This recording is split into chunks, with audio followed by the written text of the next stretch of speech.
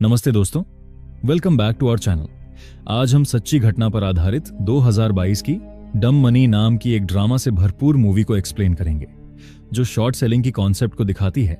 एक ऐसा खेल जहां इन्वेस्टर कंपनी को नीचे गिराने के लिए दांव लगाता है और दूसरों की बर्बादी पर जश्न मनाते हैं।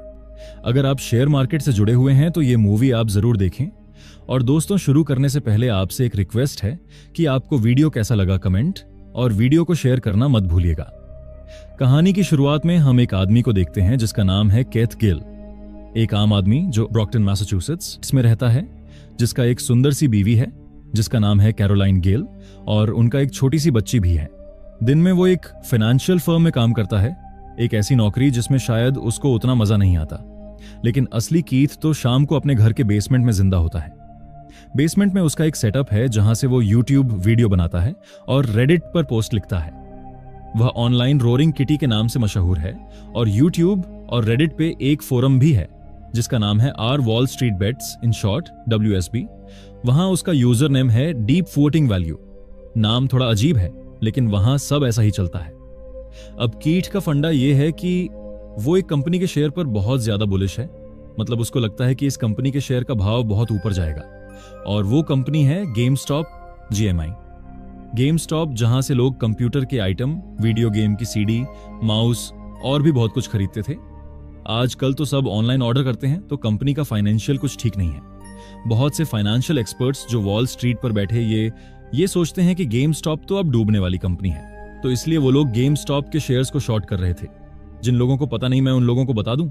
शॉर्ट करना मतलब सरल भाषा में कहे तो जब आपको लगता है कि किसी कंपनी का शेयर नीचे गिरेगा, तब आप शेयर किसी से उधार लेकर उसको बेच देते हो, और शेयर का दाम जब गिर जाता है तो आप उतने ही शेयर सस्ते में खरीदकर उसे वापस कर देते हो जिससे उधार लिया था। बेचने और खरीदने के बीच जो फर्क होता है वह है आपका प्रॉफिट। तो ये बड़े हेज फंड वाले गेमस्टॉप पर यही कर रहे थे। उनको 100% यकीन था कि गेमस्टॉप का शेयर तो जीरो होने वाला है, पर कीथ को ऐसा नहीं लगता था।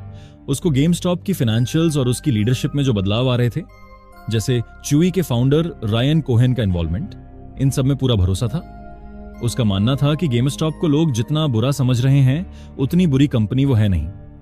उसमें अभी भी दम है। उसको लगता था कि ये कंपनी अंडरवैल्यूड है, मतलब लोग उसकी असली कीमत नहीं समझ रहे हैं। सबसे बड़ी बात, उसको ये दिख रहा था कि इतने सारे बड़े इन्वेस्टर ने गेमस्टॉप को शॉर्ट किया हुआ है कि अगर कभी शेयर का प्राइस ऊपर जाने लगा तो शॉर्ट सेलर्स को बुरी तरह से ट्रैप कर सकता है।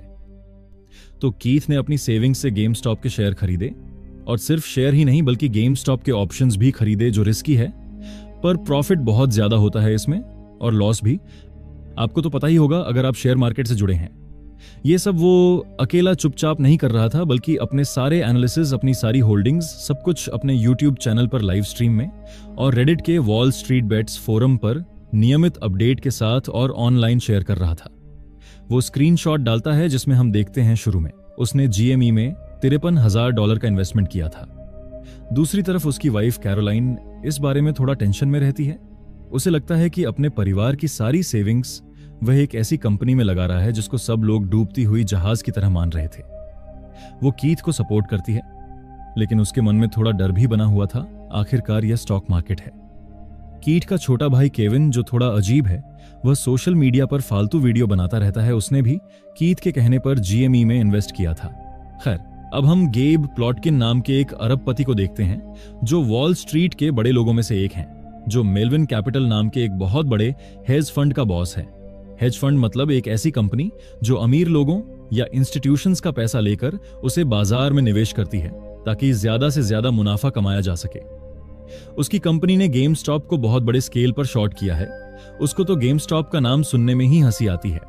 वो कीथ जैसे छोटे इन्वेस्टर को डम इन्वेस्टर समझता है। हमें दिखाया जाता है केन ग्रिफिन नाम की एक आदमी को, जो सिटाडेल नाम की कंपनी का मालिक है। सिटाडेल एक बहुत ही बड़ी फाइनेंशियल कंपनी है जो हेज फंड भी चलाती है और मार्केट मेकिंग भी करती है। केन गेब से और भी ज्यादा अमीर और पावरफुल है। और आखिर में स्टीव कोहेन, जो Point72 एसेट मैनेजमेंट के प्रमुख हैं, और ये भी मार्केट के एक बहुत बड़े खिलाड़ी हैं। तीनों बिजनेस के साथ आपस में अच्छी दोस्ती भी रखते हैं। मेलविन कैपिटल में सिटाडेल और Point72 का पैसा भी इन्वेस्टेड है। ये सब लोग महामारी कोविड-19 के समय पर भी मस्त पैसा बना रहे हैं, जबकि बाहर दुनिया में लोग परेशान हैं, नौकरी खो रहे हैं, लेकिन इनकी दौलत बढ़ती जा रही है। इनको लगता है कि बाजार इनके हिसाब से चलता है। जहां एक तरफ गेब जैसे बिलियनियर को देखते हैं, वहीं दूसरी तरफ मूवी में हमें कुछ हमारे जैसे छोटे रिटेल इन्वेस्टर्स को दिखाते हैं, जिनमें हम सबसे पहले देखते हैं जेनिफर नाम की एक नर्स को, जो सिंगल माँ भी है। वो कोविड के समय फ्रंट लाइन पर काम कर रही है, बहुत तनावग्रस्त है और उसके ऊपर काफी लोन भी है। उसको बस थोड़ा एक्स्ट्रा पैसा चाहिए ताकि वह अपना सारा लोन चुका सके और अपनी जिंदगी आसान बना सके। वो कीथ के वीडियो देखती है और उसको लगता है कि शायद ये एक मौका है पैसे कमाने और अपने लोन को चुकाने का। दूसरी तरफ हम देखते हैं मार्कोस नाम का एक लड़का जो गेम स्टॉप की ही एक दुकान में काम करता है। वह अपनी नौकरी से खुश नहीं है क्योंकि उसकी तनख्वाह काफी कम है और उसका बॉस भी उसको काफी परेशान करता है। वो देखता है कि उसकी कंपनी के शेयर के साथ कुछ अजीब हो रहा है और वो भी कीथ के वॉल स्ट्रीट बेट्स फोरम पर एक्टिव हो जाता है। उसके लिए ये सिर्फ पैसा कमाने का नहीं, बल्कि सिस्टम के खिलाफ प्रोटेस्ट करने का भी एक तरीका है, जिसके कारण उसके जैसे लोग पीछे रह जाते हैं। वहीं हार्मनी और रीरी, दो कॉलेज स्टूडेंट्स जो बेस्ट फ्रेंड्स हैं या फिर शायद कपल्स, उनके ऊपर स्टूडेंट लोन का बोझ है। वो भी ऑनलाइन ये गेम स्टॉप का हंगामा देखते हैं और सोचते हैं कि इसमें इन्वेस्टिंग करके शायद वो अपना भविष्य सुधार सकते हैं। वो रॉबिनहुड जैसी ऐप का इस्तेमाल करते हैं ट्रेडिंग के लिए। रॉबिनहुड एक बहुत ही famous trading and investing app है जो वहां बहुत ही फेमस है, ठीक हमारे ज़ीरोधा की तरह। उसका को-फाउंडर्स एंड सीईओ है बाइजू भट्ट और व्लाड तेनेव। रॉबिनहुड ऐप का इंटरफेस बहुत ही यूजर फ्रेंडली और इजी टू यूज है, जिसके कारण रॉबिनहुड को ज्यादातर लोग यूज करना पसंद करते हैं। एक इंटरव्यू के दौरान व्लाड तेनेव कहता है कि हम अपने कस्टमर से ब्रोकरेज चार्ज नहीं करते, हम केवल कस्टमर के बाइंग और सेलिंग ऑर्डर पर एक छोटा सा फी चार्ज करते हैं।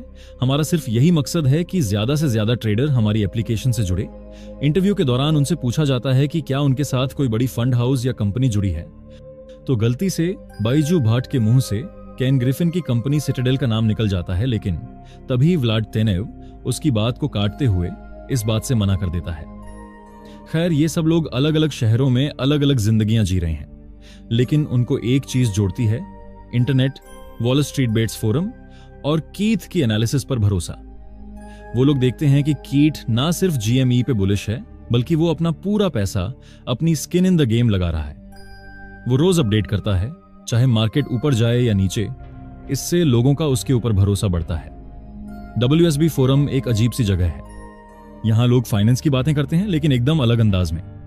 यहां बहुत सारे मीम्स, इनसाइड जोक्स चलते हैं और लैंग्वेज भी काफी रफ होती है, लेकिन ये मस्ती मजाक के पीछे एक सीरियस अंडरकरंट भी है। बहुत सारे लोग यहां पे 2008 के फाइनेंशियल क्राइसिस से गुस्सा हैं, जब बड़े बैंकों ने गड़बड़ की थी, लेकिन उनको बेल आउट मिल गया था और आम आदमी को इसका खामियाजा भुगतना पड़ा था। उनको लगता है कि सिस्टम रिग्ड है, मतलब ये अमीर लोगों के फेवर में बना हुआ है। गेम स्टॉप उनके लिए एक मौका है सिस्टम से बदला लेने का, उन हेज फंड्स को सबक सिखाने का, जिन्होंने गेम स्टॉप को शॉर्ट करके उनको तबाह करने की कोशिश कर रहा है। अब कुछ महीने बाद होता है असली हंगामा। कीथ की रेगुलर पोस्ट्स, वीडियोस और WSB कम्युनिटी का बढ़ता हुआ जोश काम करने लगता है। धीरे धीरे गेम स्टॉप का शेयर प्राइस बढ़ना शुरू हो जाता है। पहले तो धीरे धीरे और फिर देखते ही देखते तेजी से बढ़ने लगता है। जो शेयर कुछ डॉलर का था, अब वो $50, $60, $70, $100 तक पहुंच जाता है। केथ का $53,000 का इन्वेस्टमेंट देखते ही देखते लाखों डॉलर का बन जाता है और फिर $1 मिलियन का। वो अभी भी रोज अपने अकाउंट का स्क्रीनशॉट पोस्ट करता है, लोग उसको देख पागल हो जाते हैं। वो अब WSB पर हीरो बन गया है, लोग उसकी हर बात को फॉलो करने लगते हैं। अब जेनिफर, मार्कोस, हार्मोनी और रीरी जैसे लोग भी पैसा बनाने लगते हैं। उनके छोटे छोटे इन्वेस्टमेंट्स की वैल्यू बढ़ने लगती है। जेनिफर को लगता है कि अब वो अपना कर्जा चुका पाएगी। मार्कोस को उम्मीद दिखती है कि वह अपनी बेकार सी नौकरी छोड़ पाएगा। हार्मनी और रीरी अपने स्टूडेंट लोन को बाय बाय कहने के सपने देखती हैं। सबके बीच खुशी का माहौल है। दूसरी तरफ गेब देखता है कि GME का शेयर नीचे जाने के बजाय ऊपर जा रहा है। शुरू में वो इसको रिटेल ट्रेडर्स का टेम्पररी जोश समझता है, जो थोड़े दिन में ठंडा पड़ जाएगा और शेयर वापस नीचे आएगा। वो और शॉर्ट पोजीशन ऐड करता है, लेकिन शेयर नीचे आने का नाम ही नहीं लेता। वो और तेजी से ऊपर जाता है, $200, $300, एक पॉइंट पर तो $400 से भी ऊपर। अब गेब की हालत खराब होने लगती है। उसकी कंपनी को हर दिन अरबों डॉलर का नुकसान हो रहा है। शेयर इतनी तेजी से ऊपर जा रहा था, मतलब शेयर शॉर्ट स्क्वीज हो रहा था, या फिर कहा जाए तो शेयर में शॉर्ट कवरिंग हो रहा था। शॉर्ट स्क्वीज या शॉर्ट कवरिंग को सरल भाषा में कहे तो जिन लोगों ने शेयर शॉर्ट किया था, जब शेयर का दाम इतनी तेजी से बढ़ने लगता है तो उनका नुकसान भी बहुत तेजी से बढ़ता है। तो वह लोग अपने पोजीशन से एग्जिट लेना शुरू करते हैं ताकि अपना नुकसान लिमिट कर सकें। लेकिन जब इतने सारे शॉर्ट सेलर्स एक साथ अपने पोजीशन से एग्जिट लेते हैं तो मार्केट में बाइंग प्रेशर और बढ़ जाता है। ये एक साइकिल बन जाता है और जिससे शेयर का प्राइस और भी तेजी से ऊपर चला जाता है। तो इसे ही शॉर्ट स्क्वीज या शॉर्ट कवरिंग कहते हैं। अब हेज फंड जिसमें फंस गए थे, WSB वाले लोग इसी का फायदा उठा रहे थे। वो लोग शेयर खरीद रहे थे और होल्ड कर रहे थे, जिससे शॉर्ट सेलर्स को शेयर बहुत महंगे मिल रहे थे। गेब के ऑफिस में पैनिक का माहौल है। वो फोन पर चिल्ला रहा है, उसके कर्मचारी परेशान हैं, सबकी रातों की नींद उड़ गई है। उसको समझ नहीं आ रहा कि ये हो क्या रहा है। एक मामूली सा वीडियो गेम रिटेलर का शेयर उसके $multi-billion की कंपनी को बर्बाद कर रहा है। अब ये बात जब गेब की वाइफ यारा प्लॉटकिन को पता चलती है, वह गेब को अपने दोस्तों से मदद मांगने के लिए कहती है। तो गेब अपने दोस्त केन और स्टीव से अपनी कंपनी को बचाने के लिए मदद मांगता है। तब दोनों मिलकर मेलविन कैपिटल में $2.5 अरब का निवेश करते हैं। मूल रूप से उसको बेल आउट करते हैं ताकि वो पूरी तरह से डूब न जाए। दूसरी तरफ रॉबिनहुड ऐप के फाउंडर व्लाड टेनेव को NSCC से कॉल आता है। वह उन्हें कहता है कि गेम स्टॉप शेयर की बढ़ती हुई ट्रेडिंग वॉल्यूम के कारण उन्हें एज अ डिपॉजिट $3 अरब जमा करने होंगे, नहीं तो वह लोग रॉबिनहुड ऐप को बंद कर देंगे। तब व्लाड टेनेव उनसे कहता है कि मैं सिटाडेल के फाउंडर केन ग्रिफिन से एक बार बात करके देखता हूं। और यहां हमें पता चलता है कि केन ग्रिफिन ने भी रॉबिनहुड पर इन्वेस्ट किया है। अब रॉबिनहुड ऐप गेम स्टॉप के शेयर की बाइंग बटन को डिसेबल कर देता है। रिटेल ट्रेडर अब और गेम स्टॉप के शेयर नहीं खरीद पा रहे थे। अब यह खबर आग की तरह फैलती है और लोगों में पैनिक का माहौल क्रिएट हो जाता है और लोग बड़ी क्वांटिटी में शेयर बेचना शुरू कर देता है। गेम स्टॉप का शेयर जो पहले $483 तक पहुंच गया था, वह अचानक गिरकर $140 तक आ गया। इसका कारण था रॉबिनहुड ऐप, और जिसके कारण रिटेल ट्रेडर को भारी नुकसान उठाना पड़ा। लोगों को लगता है कि जब तक हेज फंड्स पैसा बना रहे थे तब तक सब ठीक था, और जब उन्हें नुकसान होने लगा तो उन्होंने यह कदम उठाया। उनको लगता है कि रॉबिनहुड ने यह कदम केन ग्रिफिन की कंपनी सिटाडेल के दबाव में आकर उठाया है। अब रॉबिनहुड का CEO व्लाड टेनेव लोगों को यह स्टेटमेंट देता है कि उन्हें बाइंग इसलिए रोकनी पड़ी क्योंकि उनके क्लियरिंग हाउस उनसे बहुत ज्यादा कोलैटरल मांग रहे थे, जो उस समय उनके पास नहीं था, और इसलिए उन्हें बाइंग बंद करना पड़ा। लेकिन आम इन्वेस्टर्स को इस स्टेटमेंट पे यकीन नहीं आता। उनको लगता है कि उनके साथ धोखा हुआ है। फ्री मार्केट का नारा देने वाले लोग अब मार्केट को कंट्रोल कर रहे हैं। सोशल मीडिया पर रॉबिनहुड के खिलाफ गुस्सा फूट पड़ता है और #बॉयकॉट रॉबिनहुड ट्रेंड करने लगता है। दूसरी तरफ इस पूरे हंगामा में कीथ शांत रहता है। जब GME के शेयर गिर रहा था, उसने अपने शेयर नहीं बेचे, बल्कि उसने एक और अपडेट पोस्ट किया जिसमें वह दिखाया कि उसने GME के और शेयर खरीदे हैं जब प्राइस गिरा था। उसके लिए यह सिर्फ पैसा कमाने की बात नहीं थी, उसको गेम स्टॉप की फंडामेंटल्स पर अभी भी भरोसा था। उसका यह एक्शन WSB कम्युनिटी में उसको और भी बड़ा हीरो बना देता है। लोगों को लगता है कि यह बंदा असली है जो अपने प्रिंसिपल्स पर टिका हुआ है। लेकिन अब कीथ भी मुश्किल में फंस जाता है। यह पूरा मामला इतना बड़ा हो जाता है कि अमेरिकी कांग्रेस इसकी सुनवाई करती है। एक कमेटी बैठती है जो पूरी गेम स्टॉप मामले को समझने की कोशिश करती है। सुनवाई में कीथ के साथ साथ इससे जुड़े सभी इन्वेस्टर्स और रॉबिनहुड के CEO व्लाड टेनेव को बुलाया जाता है। यह सुनवाई टीवी पर लाइव टेलीकास्ट होता है। कीथ इस सुनवाई में भाग लेता है अपने उसी बेसमेंट से जहां से वह वीडियोस बनाया करता है। वो बहुत शांति से, इत्मीनान से कमेटी के सवालों का जवाब देता है। वो कहता है कि उसने सिर्फ अपना एनालिसिस शेयर किया था, उसको गेम स्टॉप के फंडामेंटल पर भरोसा था। वो कहता है कि वो कोई हेज फंड नहीं है, वो एक आम आदमी है जो सार्वजनिक रूप से उपलब्ध जानकारी का उपयोग करके निवेश करता है। उसका तरीका लोगों को काफी पसंद आता है। गेब प्लॉटकिन वर्चुअल हियरिंग में काफी डिफेंसिव लगता है। वो मानता है कि गेम स्टॉप की पोटेंशियल को अंडर एस्टिमेट किया था। वो शॉर्ट सेलिंग को डिफेंड करता है। केन ग्रिफिन भी वर्चुअल हियरिंग में आता है। वो किसी भी तरह की कल्यूजन से इनकार करता है।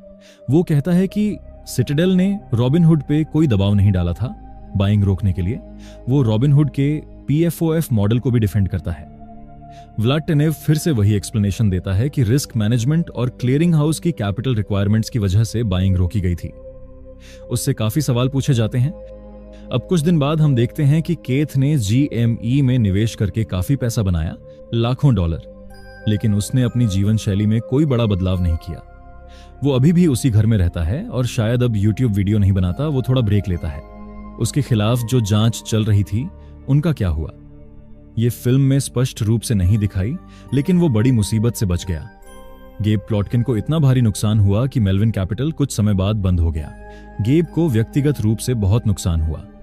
केन ग्रिफिन और स्टीव कोहेन, उनके फंड्स ने मेलविन को बेल आउट किया था, लेकिन उन्हें जीएमई से बहुत पैसा भी कमाया क्योंकि बाजार में अस्थिरता बहुत थी। उनका पावर और प्रभाव वैसा ही बना रहा।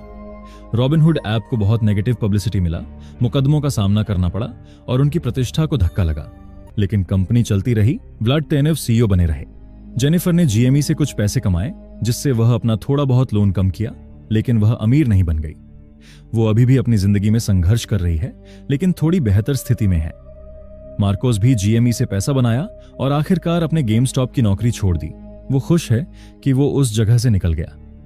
हार्मनी और रीरी दोनों ने भी थोड़ा पैसा कमाया, लेकिन उनका स्टूडेंट लोन पूरी तरह खत्म नहीं हुआ। वो अभी भी भविष्य के लिए आशान्वित हैं। 16 अप्रैल 2021 को केथ ने शाम 4:53 पर अपनी आखिरी बैलेंस शीट पोस्ट की थी।